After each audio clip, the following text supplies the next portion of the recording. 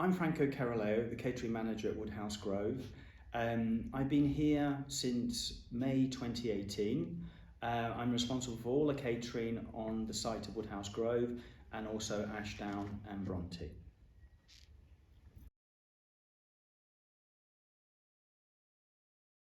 So a typical day in the Woodhouse Grove kitchen would start off with the chefs arriving at just before 7 a.m. and they will start to get on with the breakfast for the boarders. We obviously run a 3-week breakfast menu and we rotate that twice during a half term. So we have 3 chefs that would come in the morning. We'll have a storeman that comes in as well to receive the early morning deliveries of our fruit and veg, our fish, our meat, and then that will be the first part of the day. As we get through breakfast service and everybody comes through for a hot breakfast or cereal or porridge, we have another 2 chefs that will come in and start creating the lunchtime specials. So one will be getting the pasta sauces ready, the soup of the day ready, and there'll be another chef focusing on the jack potato fillings and the salad bar. And then we will just crack on, do the lunch service, and then once lunch is concluded, the chefs will have a break with the catering assistants, and then the 2 chefs that are on the late shift, we have 1 chef that will stay till 5 o'clock and another chef that will stay till 7. They will concentrate on the supper for the boarders. Here at Woodhouse Grove, we do cater for a variety of diets, ranging from vegetarian food to vegan food, and then the more serious, the nut allergies, the celiacs, the diabetes. So we make sure that we do this on a one-to-one, but we also have processes in place where we have photographs of the students with their allergens, and at every service point we have an allergen champion, and they know that to come down to the end of the line to collect their, maybe it's a gluten-free meal, it could be a dairy-free meal, and it's managed in that way. There are a few where they are allergic to strawberries or perhaps pineapple or something, so what we try and do in that instance, if we're doing fruit pots or wherever, we'll do that on one side of the dining room, and then on the other side will be totally either pineapple free or strawberry free, so those students know to go to those fridges where there'll be no cross contamination. Obviously we do cater for halal diets as well.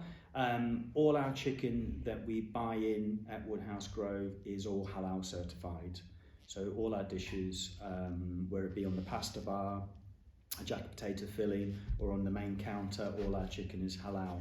Where we have an instance where it could be pork sausage and mash on the main counter, we would also put a chicken pasta option on, so for those students that are not vegetarian and require protein in their diet, there will always be an element in the dining room where they could go and get a chicken main course, whether it be pasta, jack potato or main counter.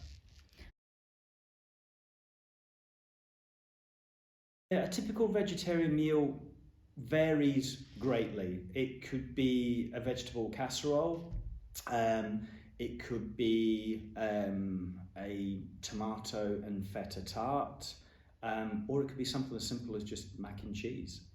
So vegetarian food now is, there's an abundance of ingredients out there, fruit, veg, and chefs are quite skilled in the sense that they can do pies, they can do stir fries, they can do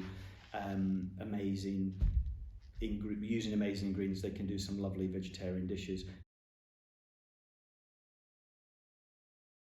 In terms of our menu cycle, I alluded to the fact that we do a 3-week menu cycle that we run twice over half term. However, when we do know that September term through till December, the weather's a bit darker, it's a lot colder, students predominantly eat a lot more in those months, but our menus reflect that. So we do a winter menu where it's pies, stews, a lot of wet dishes with a lot of carbohydrate, whether it be a rice or a potato product to go with it.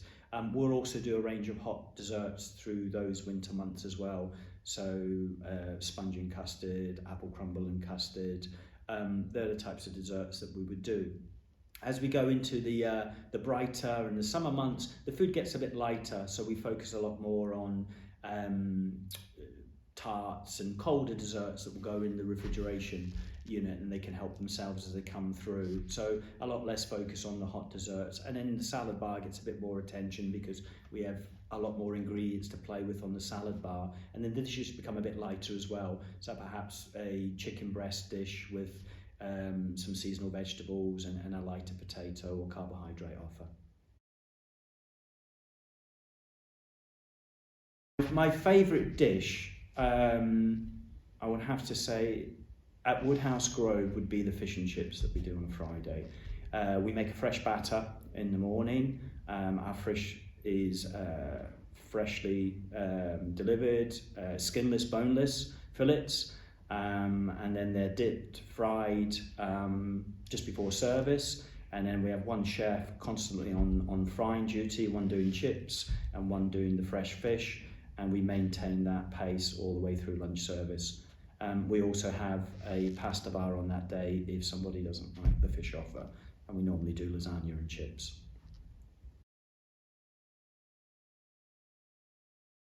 Well, that was funny enough. We went to one of the boarding meetings, and we obviously do food committee meetings, and some of the feedback was, why can't you do pizza at the daytime?